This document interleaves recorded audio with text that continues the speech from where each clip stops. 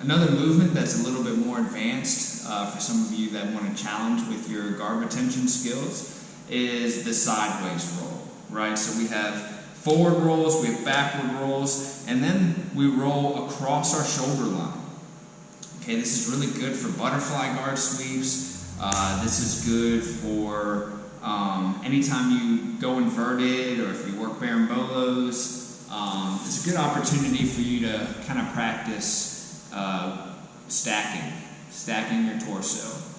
All right, so the first thing I want to do, anytime I do movements like this, I want to stretch my neck. So the way I do that is I start with very slow movements. We're going to start with just up and down, right? Slowly up and down.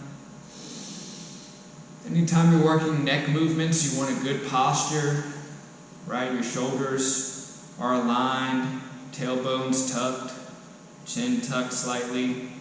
So when you're making your movements, your body and your spine is already in alignment, furthering your risk from injury.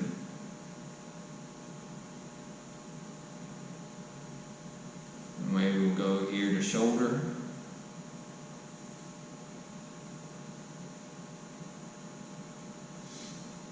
Take a deep breath here. And on the exhale, come all the way back. I'm going to slowly get full range of motion. Slowly.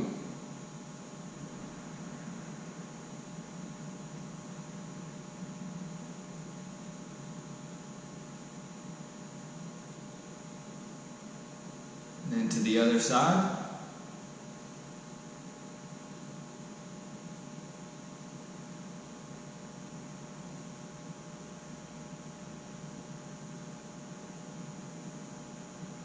Alright, I think we're ready. So, from here, what I like to do is get into this seated position. Very similar to our technical stand-up, right? Our pulling the gi, our forward rolls. We use this seated position for a lot of things. This time though, I'm going to pretend like I have a butterfly guard on an opponent. So I always like to think that I'm pulling somebody's arm. I'm pulling somebody's arm in and I'm fishing an underhook here. So if somebody was on their knees in front of me, they've got their arm controlled and the other arm underneath.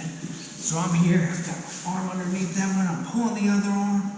And what I do is I fall to my shoulder, and it's not like to my back, right? I have to go directly to my shoulder on the side. So I almost fall towards my knee. But when I get to my shoulder, and if you notice my foot, switching gears, my foot is also flexed up. I'm not just like, I don't have a lazy foot here, all right? A butterfly guard, your toes are flared and it's active the whole time, because that's where you get your strength in a butterfly guard.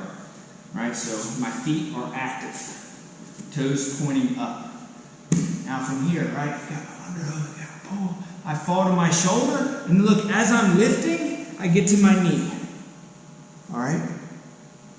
Now, here comes the tricky part. From here, I have to roll across to my other shoulder. So I actually use my elbow to help. I'm already on my knee. Once my other shoulder and elbow hit, my other knee will hit. 1, 2, 3. Okay, guys? And now I can put my toes on the mat, and I can come back to a seated position on the opposite side. May have been off camera there. We'll do that again. So here, foot, I can get my grips, toes, shoulder. I fell. That's step 1. Step 2, to my knee. Right? This leg can be in the air now. Alright? I'm just on my knee and my shoulder trying to balance here. And now what I can do is push, shoulder, elbow, knee, foot. Okay? At speed, right?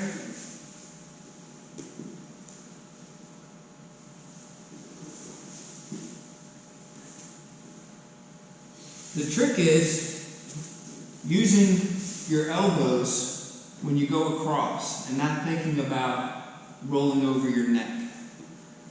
So from behind, right, when I do this, elbows hit the mat.